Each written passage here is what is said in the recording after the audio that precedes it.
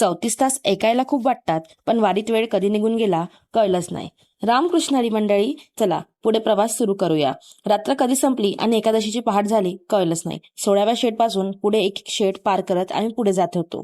जिथे जागा मिळाली तिथे 2 मिनिटं विश्रांती आणि परत प्रवास सुरू. सांगायचं तर थकवा जाणवायला वेळच नव्हता, कारण माझ्या आजूबाजूला कितीतरी वयस्कर वारकरी चालत होते आणि त्यांच्या चेहऱ्यावर थकवा नव्हता, फक्त पांडुरंगाच्या दर्शनाची ओढ होती. जसं मंदिर जवळ येत होतं तसंच मन अजून शांत होत होतं. सायंकाळी चंद्रभागा पुन्हा दिसली. मंदिरातून हरिपाठाचा आवाज येत होता आणि त्या क्षणी वाटलं, आता माऊली अगदी जवळ आहे. तुळशीपत्र घेतलं आणि 34 तासांच्या प्रतीक्षेनंतर शेवटी विठुरायाचं दर्शन झालं. त्या क्षणी डोळे भरून आले आणि फक्त एकच विचार आला, इतकी वाट पाहिली आणि शेवटी माऊली भेट. या दिवसाची आठवण कायम राहणार. पण अजून आपल्या आनंदवारीचा शेवटचा दिवस बाकी आहे. भेटूया पुढच्या ब्लॉगमध्ये.